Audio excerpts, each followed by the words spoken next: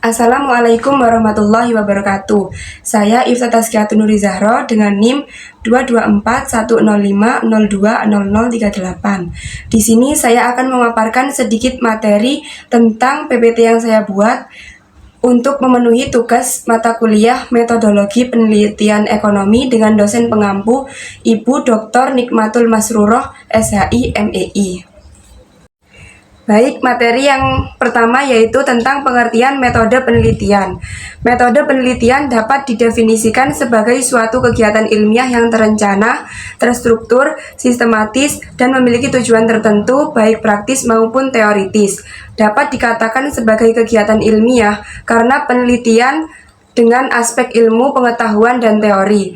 Juga dapat dikatakan terencana karena penelitian harus direncanakan dengan memperhatikan waktu, dana, dan aksesibilitas terhadap tempat dan data. Baik, materi yang selanjutnya mengenai ciri-ciri penelitian ilmiah. Adapun beberapa ciri-ciri mengenai penelitian ilmiah tersebut, yaitu yang pertama, rangkaian pengamatannya sambung-menyambung, berakumulasi, dan melahirkan teori-teori yang mampu menjelaskan dan meramalkan fenomena-fenomena. Penelitian ilmiah sering diasosiasikan dengan metode ilmiah sebagai tata cara sistematis yang digunakan untuk melakukan penelitian. Yang kedua, perumusan masalahnya jelas dan spesifik. Masalah merupakan hal yang dapat diamati dan diukur secara empiris. Jawaban permasalahan didasarkan pada data. Yang ketiga, proses pengumpulan dan analisis data, serta pengambilan keputusan berdasarkan logika yang benar. Dan yang terakhir, yaitu kesimpulan yang didapat siap dan terbuka untuk diuji oleh orang lain. Baik, materi yang ketiga tentang tujuan melakukan penelitian. Yang pertama, untuk memperoleh data empiris yang dapat digunakan dalam memperluas dan memverifikasi teori. Tujuan penelitian seperti ini dimiliki oleh ilmu-ilmu murni atau penelitian murni. Penelitian murni atau dasar diarahkan untuk memahami masalah organisasi secara mendalam, tanpa keinginan untuk menerapkan hasilnya. Tujuan penelitian murni atau dasar adalah untuk mengembangkan teori dan tidak terfokus pada kegunaan yang langsung bersifat praktis. Yang kedua, untuk memecahkan persoalan yang ada dalam kehidupan. Tujuan penelitian seperti ini terdapat pada ilmu-ilmu terapan atau penelitian terapan. Penelitian terapan diarahkan untuk mendapatkan informasi yang dapat digunakan untuk pemecahan masalah. Tujuan penelitian terapan adalah untuk menerapkan, menguji, dan mengevaluasi masalah-masalah praktis sehingga dapat bermanfaat bagi kepentingan manusia. Baik, materi yang keempat yaitu jenis-jenis metode penelitian. Ada 3 jenis metode penelitian. Pertama, penelitian kuantitatif. Penelitian kuantitatif merupakan investigasi sistematis mengenai sebuah fenomena dengan mengumpulkan data yang dapat diukur menggunakan teknik statistik, matematika, atau komputasi. Terdapat 2 jenis dalam penelitian kuantitatif yaitu penelitian survei dan penelitian eksperimen. Kedua, penelitian kualitatif memiliki sifat deskriptif dan cenderung menggunakan analisis. Proses dan makna lebih ditonjolkan dalam jenis penelitian ini dengan landasan teori yang dimanfaatkan sebagai pemandu agar fokus penelitian sesuai dengan fakta di lapangan. Berbeda dengan jenis penelitian kuantitatif, pada jenis penelitian ini, peneliti ikut serta dalam peristiwa atau kondisi yang diteliti. Beberapa jenis dalam penelitian kualitatif yaitu fenomenologi, penelitian ground theory, penelitian etnografi, penelitian studi kasus, dan penelitian narrative research. Ketiga, penelitian deskriptif. Penelitian dengan metode untuk menggambarkan suatu hasil penelitian.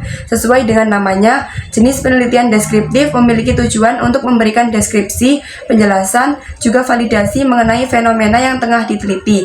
Jenis-jenis penelitian deskriptif yaitu penelitian tindakan, penelitian kepustakaan, dan penelitian komparatif. Baik, materi yang selanjutnya yaitu cara membuat rumusan masalah dalam penelitian. Dalam pembuatan rumusan masalah dapat dilakukan dengan mempertimbangkan topik penelitian yang akan dibahas terlebih dahulu.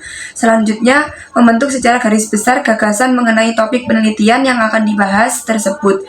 Setelah itu, melakukan sebuah perumusan permasalahan dari tema yang akan menjadi kajian spesifiknya.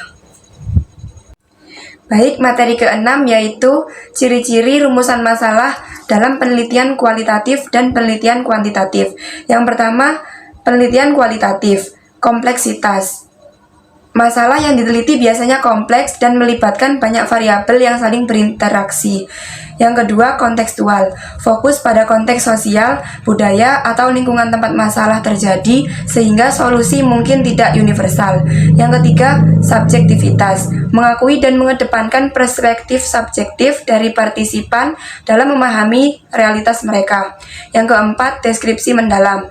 Bertujuan untuk menggali pemahaman yang mendalam tentang fenomena, bukan sekedar mengukur. Yang kelima, pertanyaan terbuka. Menggunakan pertanyaan penelitian yang terbuka untuk menggali lebih dalam, bukan hanya mencari jawaban pasti. Yang keenam, evolusi. Masalah penelitian dapat berkembang selama proses penelitian berdasarkan temuan yang muncul. Dan yang terakhir, partisipasi aktif. Menekankan pentingnya partisipasi aktif dari informan dalam memberikan informasi yang relevan. Yang kedua, dalam penelitian kuantitatif. Objektivitas. Fokus pada pengukuran yang dapat diandalkan dan valid serta menghindari bias subjektif. Yang kedua, variabel terukur. Masalah penelitian biasanya melibatkan variabel yang dapat diukur secara kuantitatif. Yang ketiga, analisis statistik. Memanfaatkan analisis statistik untuk menguji hubungan antar variabel atau untuk generalisasi temuan. Yang keempat, replikasi. Masalah penelitian dirumuskan sedemikian rupa sehingga penelitian dapat direplikasi oleh peneliti lain. Dan yang terakhir, generalizability. Berusaha untuk menghasilkan temuan yang dapat digeneralisasikan ke populasi yang lebih luas. Selanjutnya, materi yang terakhir yaitu bidang yang saya teliti beserta alasannya. Bidang yang saya teliti adalah bidang dalam ekonomi mikro. Kemudian berikut beberapa alasan saya memilih di bidang tersebut. Yang pertama, ekonomi mikro fokus pada perilaku individu dan dapat memberikan wawasan yang lebih mendalam tentang keputusan ekonomi sehari-hari. Yang kedua, penelitian ini membantu merumuskan kebijakan publik yang lebih efektif dengan memahami dampak kebijakan pada individu. Kemudian, yang terakhir, penelitian di bidang ini dapat memberikan kontribusi signifikan terhadap pemahaman dan perbaikan kondisi ekonomi masyarakat. Cukup sekian materi yang dapat saya sampaikan. Kurang lebihnya mohon maaf, semoga bermanfaat. Wassalamualaikum warahmatullahi wabarakatuh.